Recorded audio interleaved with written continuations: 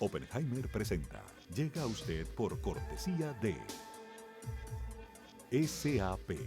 Innovación e inteligencia para enfrentar los desafíos en América Latina. Arcos Dorados.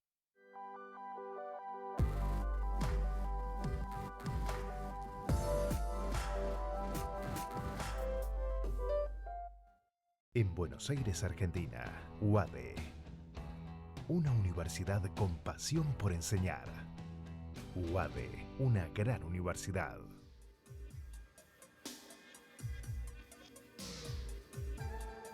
Gin Group, líderes en administración integral de capital humano.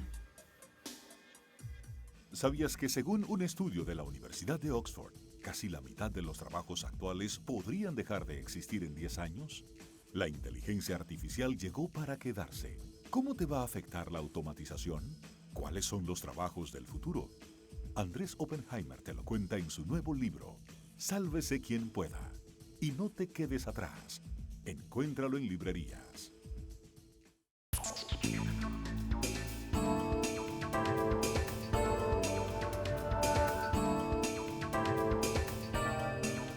Hola, ¿qué tal? Soy Andrés Oppenheimer. Gracias por estar con nosotros. En muchos de nuestros países estamos viendo un nivel de polarización política nunca antes visto. Cada vez más gente está dejando de hablarse con amigos, con familiares, por diferencias políticas. En la campaña electoral de Estados Unidos para las elecciones del 3 de noviembre, el nivel de crispación, de confrontación social, está llegando a niveles sin precedentes en la historia reciente. ¿Qué está pasando? Bueno, un documental de Netflix que culpa de mucho de esto a las redes sociales se ha convertido, según la revista Forbes, en la película más popular de Netflix en el mes de septiembre.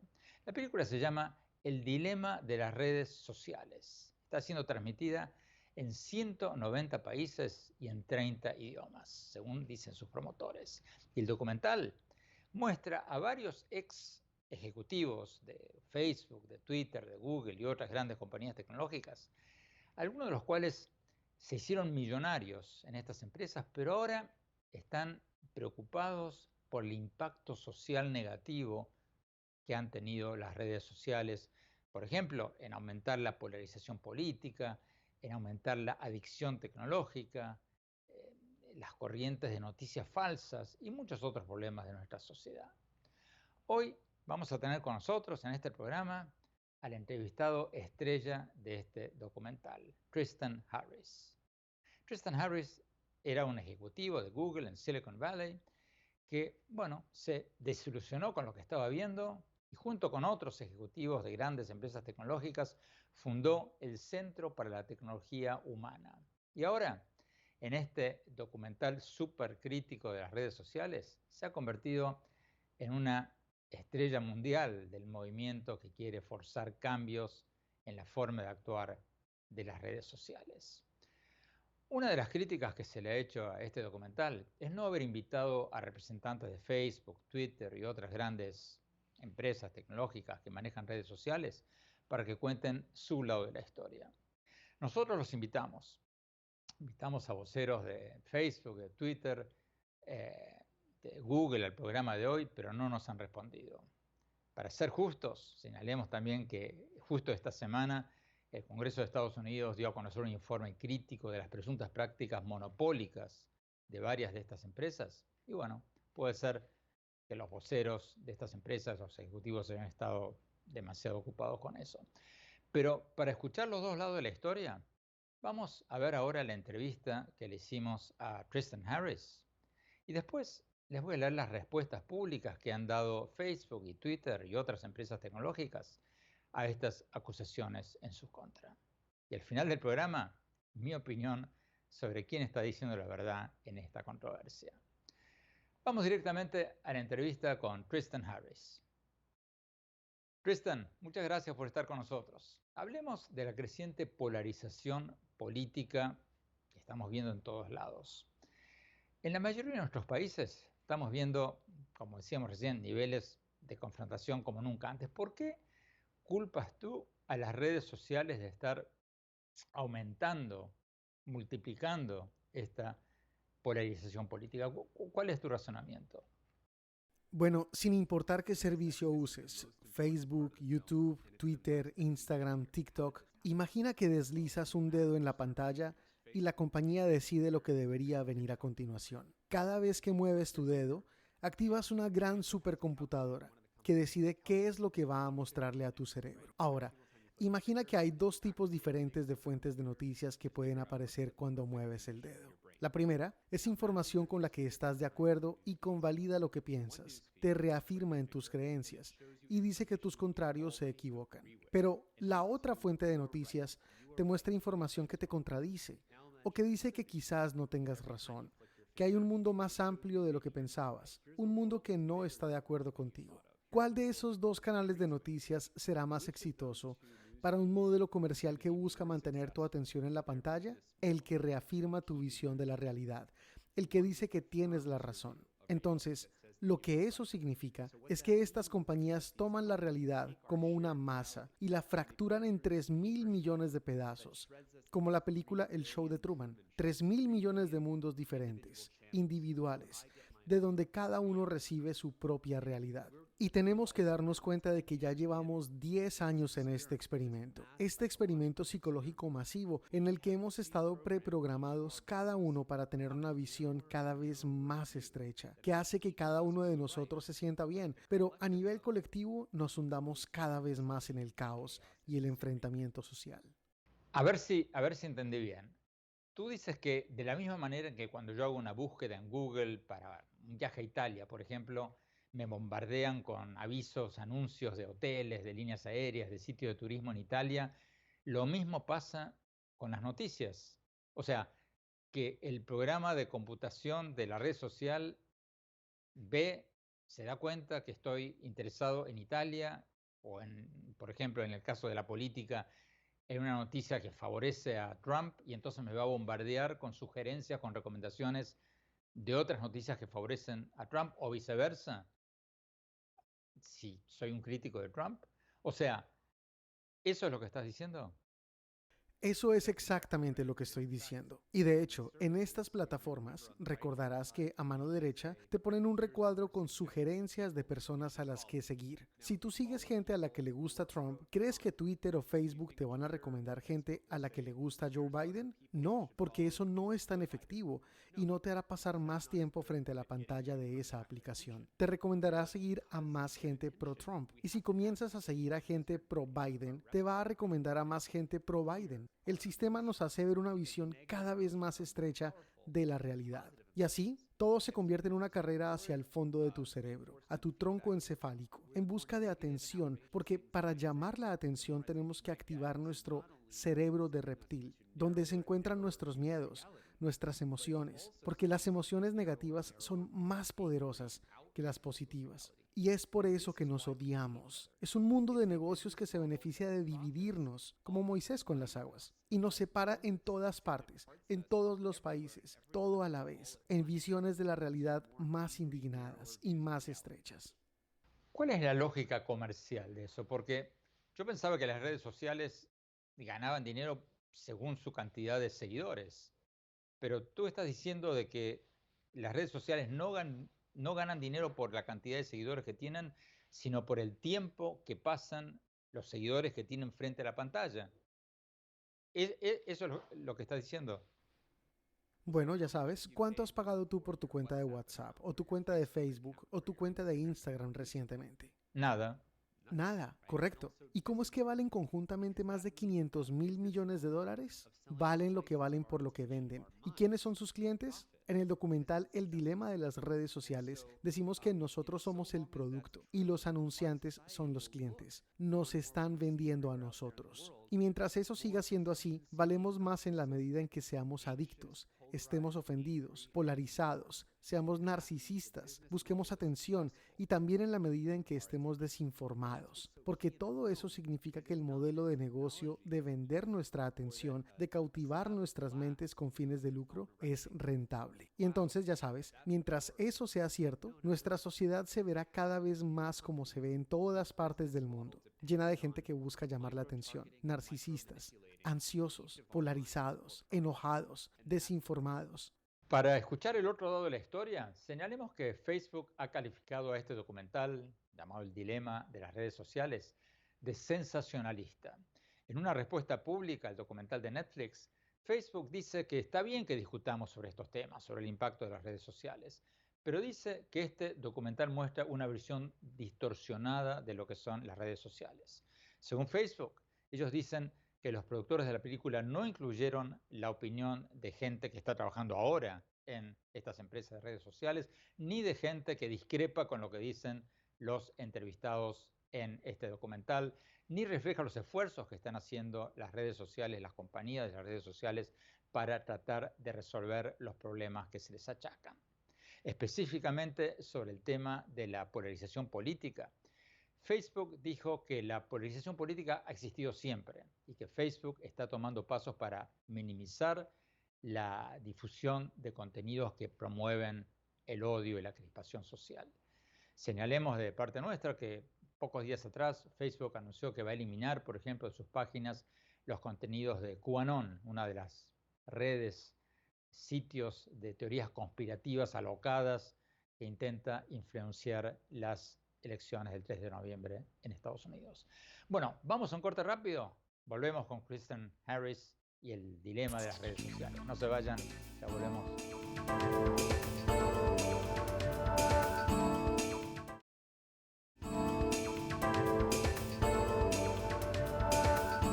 Gracias por seguir con nosotros. Estamos hablando con Kristen Harris, el invitado estrella del documental de Netflix El Dilema de las Redes Sociales. Según la revista Forbes, fue la película más popular de Netflix el mes pasado. Se está mostrando en 190 países en 30 idiomas. El documental culpa a Facebook, Twitter y otras empresas de redes sociales de haber hecho aumentar la polarización política, las noticias falsas y la adicción tecnológica que estamos viendo en muchos de nuestros países. Vamos a seguir hablando con Kristen Harris y después vamos a ver lo que responden estas empresas de las redes sociales. Kristen, sigamos con lo que estábamos hablando antes de la polarización política. Supongamos que tienes razón. Supongamos que las redes sociales están aumentando la polarización política, la ansiedad, las noticias falsas, etc. ¿Qué recomiendas? Porque alguien, no me acuerdo quién, en el documental recomendaba que nos desenchufemos, que nos salgamos de las redes sociales. ¿Estás de acuerdo con eso o es muy poco realista? O sea, no es como si hubiéramos pedido a la gente que se desconectara del teléfono cuando se inventó el teléfono.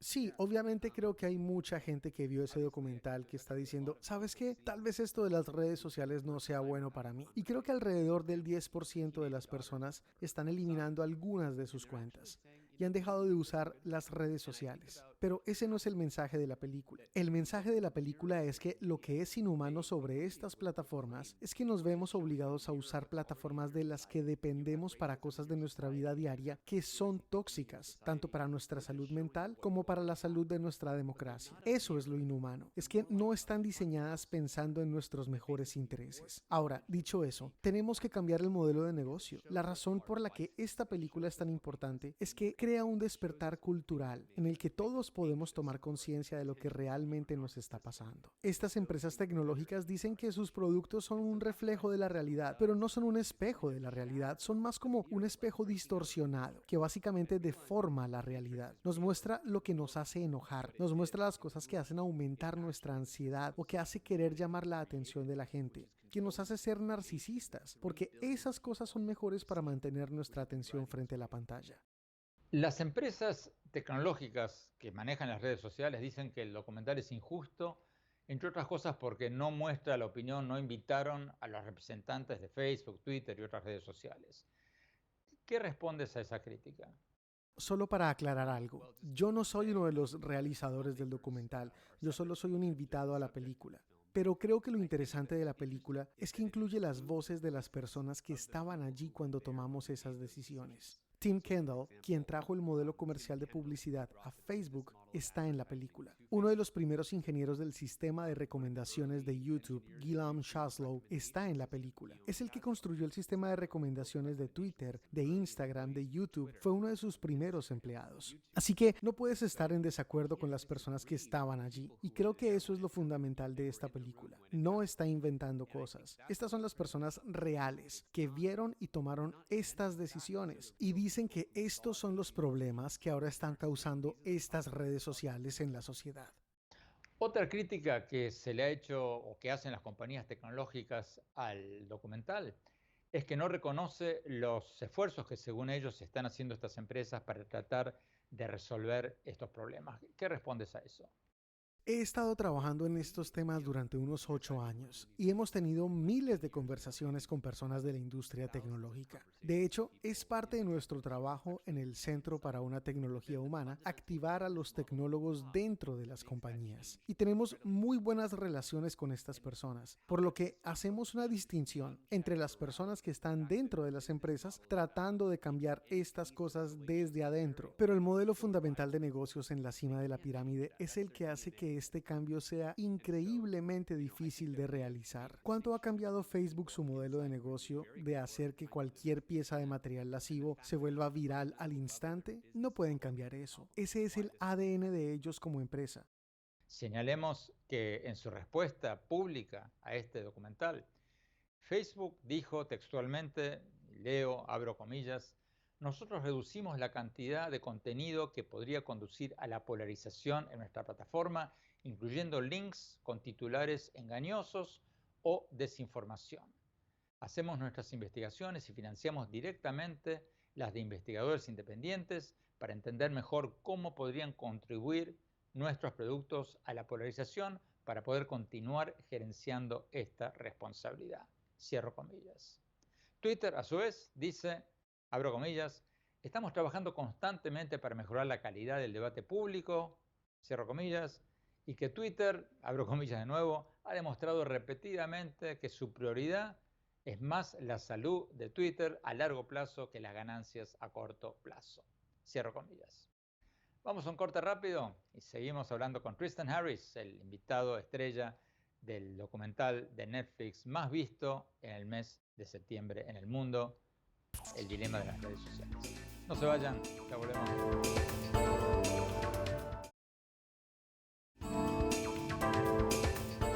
Gracias por seguir con nosotros. Estamos hablando con Tristan Harris, el invitado estrella del documental de Netflix, El dilema de las redes sociales. Según la revista Forbes, fue el documental más popular de Netflix en septiembre en el mundo. 190 países lo transmitieron en 30 idiomas y lo sigue siendo en muchas partes. Sigamos hablando con él y después vamos a escuchar la respuesta que dan Facebook, Twitter, otras compañías tecnológicas. Tristan, tú culpas a las redes sociales de propagar noticias falsas. ¿Pero qué respondes al argumento de que siempre ha habido noticias falsas, de que muchas guerras en la historia del mundo se iniciaron por noticias falsas? ¿Por qué culpas específicamente a las redes sociales? Es por el tamaño de la audiencia y el alcance de las redes. Es como decir que si ves una bomba nuclear, si nunca la has visto físicamente, podrías decir, bueno, ¿cuál es el problema? Siempre hemos tenido bombas antes. Pero el cambio cuantitativo se convierte en un cambio cualitativo. Una bomba nuclear es totalmente destructiva a un mayor nivel. Y creo que sí, siempre hemos tenido propagandistas, hemos tenido siempre desinformación. Pero ahora, al hacer clic en un botón, puedes llegar a miles de millones de personas y hacer que algo se vuelva viral con desinformación. Y sabemos por la película que las noticias falsas se propagan 6 veces más rápido que las verdaderas. Y un estudio en Twitter durante la pandemia del coronavirus encontró que alrededor de 50% de los tweets que compartimos sobre información de coronavirus resultan ser bots que difunden desinformación. Por lo tanto, esto ocurre a una escala totalmente sin precedentes. Sabemos que Alex Jones, el propagandista de teorías de conspiración que hace estos videos de la página Infowars, fueron recomendados por YouTube 15,000 millones de veces. Es más que el tráfico combinado de CNN, Washington Post, Fox News, Guardian, todos juntos. Entonces, la escala de desinformación es totalmente nueva.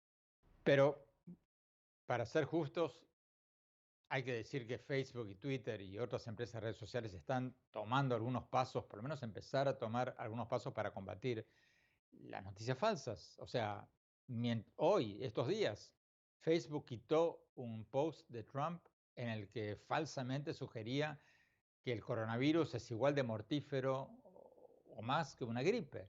Y Twitter hizo lo mismo, etiquetó ese mismo tweet diciendo que violaba sus reglas contra la difusión de información engañosa y potencialmente dañina.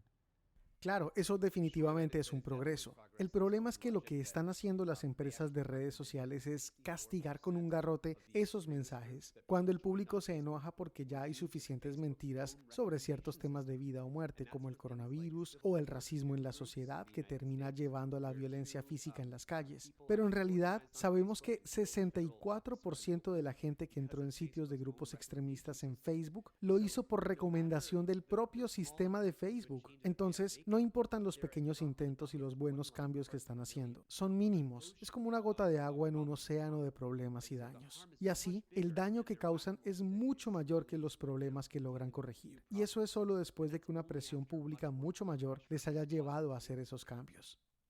¿Tú crees, Tristan, de que estas empresas tecnológicas de redes sociales tendrían que ser reguladas?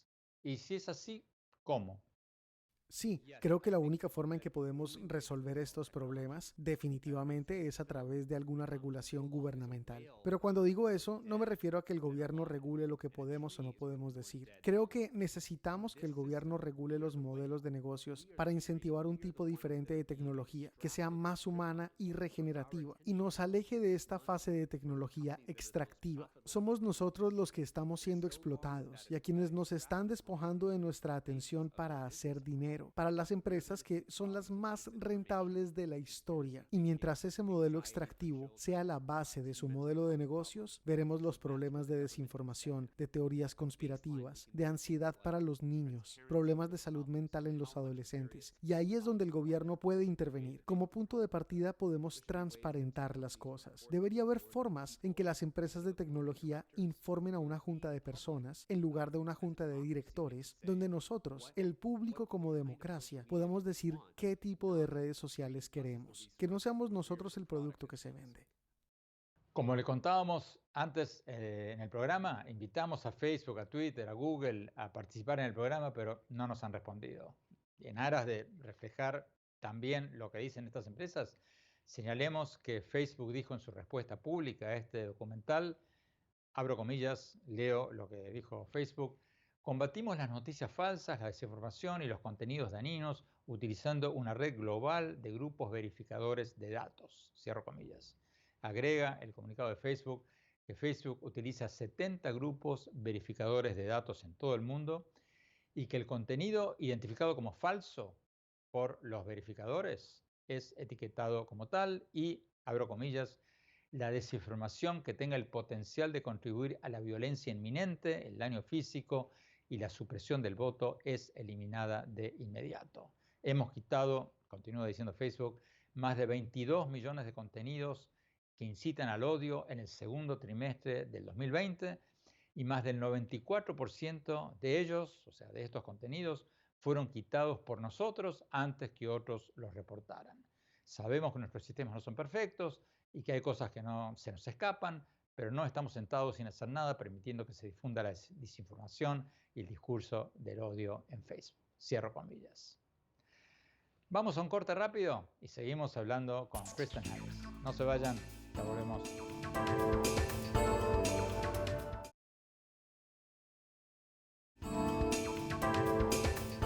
Gracias por seguir con nosotros. Estamos hablando con Tristan Harris, el invitado estrella del documental de Netflix El dilema de las redes sociales. Según la revista Forbes, este documental fue el más popular en el mundo en el mes de septiembre, batió récords de audiencias, salió en 193 países en 30 idiomas. El documental culpa a Facebook, Twitter y otras redes sociales de haber hecho aumentar la polarización política, las noticias falsas y la adicción tecnológica que estamos viendo en muchos de nuestros países. Vamos a seguir hablando con Tristan Harris y después vamos a ver lo que responden estas empresas tecnológicas. Tristan, tú dices que las grandes empresas tecnológicas están promoviendo directa o indirectamente la adicción a las redes sociales. ¿Cómo funciona eso exactamente? Sí, bueno, creo que la mayoría de la gente se identifica con esto. Ya sabes, cuando jalas hacia abajo en la pantalla para actualizar, para ver si recibiste más tweets o más likes, más me gusta, es como bajar la palanca de una máquina tragamonedas de Las Vegas. Y funciona porque nuestro cerebro opera con algo llamado recompensa variable intermitente. Porque a veces cuando jalas hacia abajo, obtienes una retroalimentación positiva y a veces cuando jalas no obtienes nada. Y es la variabilidad lo que lo hace tan adictivo. Ese es el problema, es que nuestros teléfonos son como una máquina tragamonedas de bolsillo y es como un plato de sopa sin fondo que constantemente te da más sopa. De hecho, hay un estudio en el que pusieron a 6 personas en una mesa con 6 tazones de sopa y 2 de los tazones tenían una válvula en el fondo que los seguía llenando. O sea, te rellenaban el tazón de sopa mientras la bebías. Y la pregunta era, ¿la gente se da cuenta de que les estás llenando la taza y deja de beber la sopa? Y resulta que no lo hacían. Bebieron un 76% más de calorías cuando el fondo del recipiente seguía llenándose. Y eso es lo que pasa con las redes sociales. Son una taza sin fondo que te impide conciliar el sueño, que te convierte en un zombie. Tú has mencionado como otro artilugio, otro mecanismo adictivo de las redes sociales, las notificaciones, las alertas de mensajes. ¿Cómo funciona eso? ¿Sabes cuál es el modelo de negocio de estas empresas? Su modelo de negocio es captar nuestra atención y la forma en que lo hacen es enviándonos más notificaciones para atraernos de nuevo. Son como unos capos de la droga, pero digitales. Por ejemplo, si decides que, bueno, vi el documental, no voy a usar Instagram por una semana o no usaré Facebook por una semana, ¿qué hacen estas empresas? Literalmente notarás que dentro de los próximos 7 días comenzarán a enviarte lo que se llama correos electrónicos de resurrección. Intentarán convencerte de que regreses, como un narcotraficante. Dirán, aquí hay más publicaciones de tu amiga Susan y ella siempre consigue que vuelvas y hagas clic, o de tu otro amigo, o te etiquetaron en una foto, o aquí tienes una foto de tu exnovia. Así que tienen formas inteligentes de enviarte esas notificaciones, estas alertas, para intentar que vuelvas. Incluso usan el color de notificación en rojo, porque el rojo es mejor para activar nuestro cerebro reptil, porque el rojo indica que podría haber algo que tenemos que mirar, que es por lo que usamos el rojo como color de alerta en nuestra sociedad. Como lo dijimos antes en el programa, invitamos a Facebook, a Twitter, a Google a participar en este programa. No nos han respondido, pero bueno, para ser justos y contar los dos lados de la historia, señalemos que Facebook dijo en su respuesta pública a este documental que Facebook construye sus productos para crear valor y no para crear adicción, y niega que su plataforma esté diseñada para aumentar la cantidad de tiempo que la gente pasa pegada a la pantalla, y señala como ejemplo que en el 2018, dice Facebook, cambiamos nuestro ranking de noticias de Newsfeed para ofrecer noticias de mayor valor para la gente y no solo para aumentar el uso. Ese cambio nos llevó a una caída de 50 millones de horas diarias en el tiempo transcurrido de la gente en Facebook. Esas no son las cosas que uno hace si simplemente quisiera tratar de que la gente pase el mayor tiempo posible en Facebook. Cierro comillas.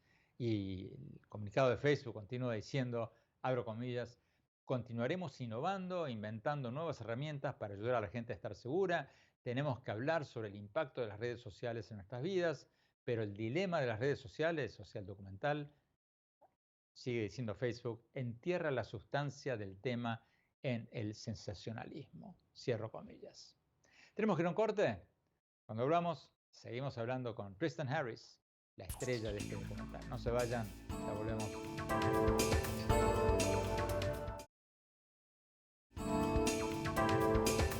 Gracias por seguir con nosotros. Estamos hablando con Tristan Harris, el invitado estrella del documental de Netflix, El dilema de las redes sociales. Según la revista Forbes, fue la película más vista de Netflix en septiembre.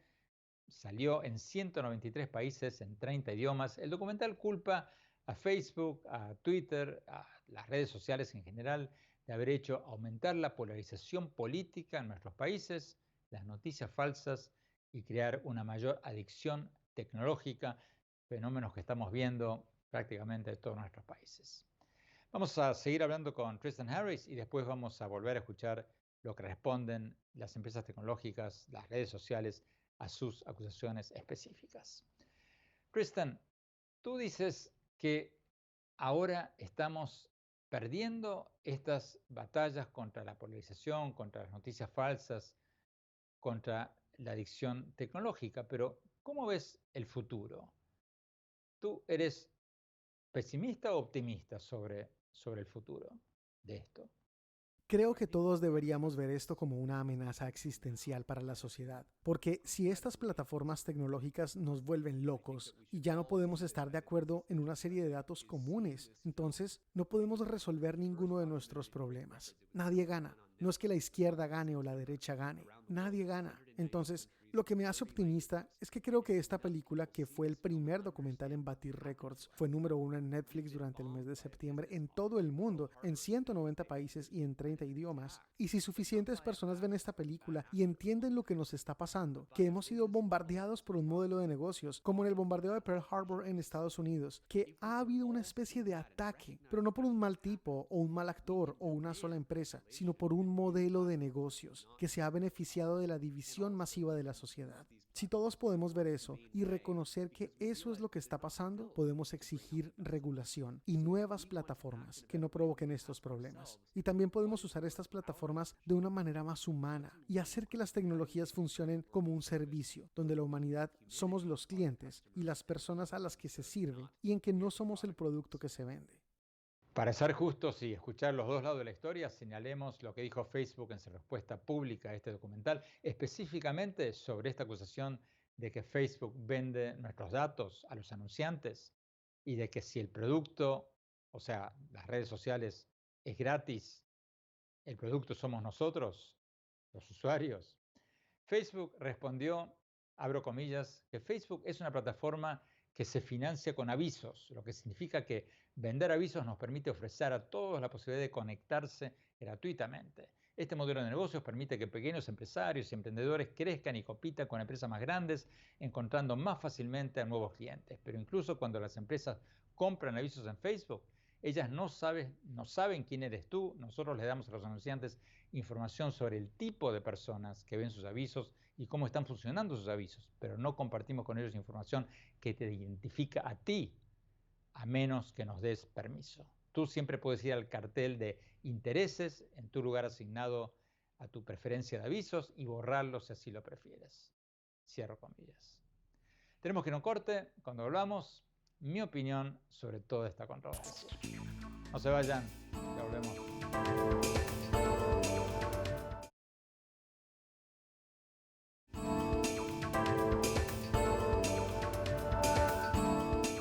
Muchas gracias por seguir con nosotros en este programa donde estamos analizando la creciente controversia sobre el impacto de las redes sociales sobre la polarización política, las noticias falsas y la adicción tecnológica que estamos viendo en todos nuestros países. Qué bueno haber tenido con nosotros nada más y nada menos que a Tristan Harris, el invitado estrella de la película de Netflix, El dilema de las redes sociales, que según la revista Forbes, fue la película más vista de Netflix en el mes de septiembre y lo sigue siendo en muchos de los 193 países donde está siendo transmitida en 30 idiomas. Tristan Harris, ex ejecutivo arrepentido de Google, ahora gran crítico de las redes sociales. Mi opinión, bueno, creo que el documental de Netflix tiene algunas falencias. Me parece que trataron de meter muchas cosas en 90 minutos y que bueno, eso lo hizo quedar un tanto difuso. Hubiera sido mejor, creo yo, hacer una serie de 3 capítulos que trataran cada uno de los grandes temas de los que habla este documental. La polarización política, la fake news y la adicción tecnológica. Y aparte de eso, creo también que el documental tendría que haber reflejado lo que dicen las compañías tecnológicas que manejan las redes sociales. Los productores del documental tuvieron mucho más tiempo del que tenemos nosotros, la mayoría de los periodistas, para conseguir algún vocero que hablara en el documental. Podrían, si no conseguían ninguno, podrían haber hecho lo que nosotros hicimos hoy en este programa. Leer en cámara lo que dicen las empresas tecnológicas en respuesta a las críticas que se les hacen. Dicho esto, Creo que el documental y los ejecutivos de las empresas tecnológicas que fueron entrevistados, como Tristan Harris, nuestro invitado de hoy, creo que están haciendo muy bien en poner sobre la mesa, poner en el debate público lo que están haciendo o dejando de hacer o haciendo mal las redes sociales. Porque siempre ha habido polarización, siempre ha habido noticias falsas, siempre ha habido desinformación, pero nunca como ahora. Me pareció muy cierta, muy acertada la analogía que hizo hoy Tristan Harris en este programa, cuando dijo que siempre hubo armas y siempre hubo bombas, pero no es lo mismo una bomba de hace 50 años que una bomba atómica de hoy. Las redes sociales han multiplicado la desinformación. Sus programas de computación que nos dan recomendaciones sobre qué leer a continuación o qué ver a continuación, nos están llevando a vivir cada vez más en una burbuja política, en un mundo cada vez más polarizado, en que la gente está cada vez más convencida de que tiene razón y de que sus rivales políticos están equivocados. Y eso es porque estamos leyendo noticias totalmente diferentes, vivimos en universos diferentes. Y las recomendaciones de los algoritmos, de los programas de computación, de las redes sociales, nos entierran cada vez más a cada uno de nosotros en nuestras respectivas burbujas. Por suerte, la presión de estos ex ejecutivos de las grandes compañías tecnológicas y otros grupos está logrando que Facebook, Twitter y otras redes sociales se estén empezando a poner las pilas y a empezar a eliminar contenidos obviamente falsos, racistas o engañosos. Porque antes las compañías de redes sociales decían, bueno, nosotros no somos periodistas, somos solo difundimos noticias que escriben otros. Bueno, eso era una falacia total, porque las redes sociales hoy son los principales medios periodísticos del mundo, en el sentido que son las principales fuentes de noticias para la mayoría de la gente. Por suerte, esa época quedó atrás. La presión social está haciendo que estas empresas tomen cada vez más pasos para eliminar la desinformación y los contenidos que llevan al odio, a los prejuicios raciales, así como en su momento la presión social obligó, por ejemplo, a las empresas petroleras a cuidar más el medio ambiente, o así como en su momento la presión social y las leyes obligaron a los supermercados a tomar más precauciones para no vender comida podrida. En ese sentido, creo que Tristan Harris y otros como él están haciendo un aporte muy, pero muy importante. Ojalá sigan adelante y ojalá las empresas de las redes sociales respondan con cada vez más rapidez, porque este es un problema que nos está hundiendo a todos, en todas partes. Bueno, se nos acabó el tiempo. Muchas gracias por habernos acompañado. Los invito, como siempre, hablando de redes sociales, los invito a visitar mis redes sociales, los invito a visitar mi blog en el sitio de internet andresopenheimer.com y quienes nos visiten ahí por primera vez van a recibir el primer capítulo de mi libro Sálvese quien pueda, sobre el futuro de los trabajos y los trabajos del futuro. Y síganme en mis redes sociales, en Twitter, @OpenheimerA, en Facebook, en Andrés Oppenheimer, y en Instagram, en Andrés Oppenheimer Oficial. Muchísimas gracias por habernos acompañado. Nos vemos la semana próxima. Cuídense mucho. Un abrazo a todos.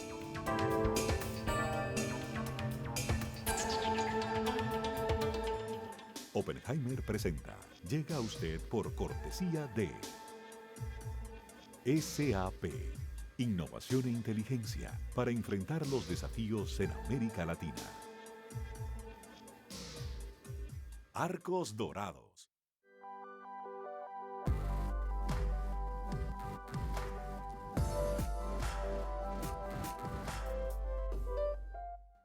En Buenos Aires, Argentina, UADE. Una universidad con pasión por enseñar. UADE, una gran universidad.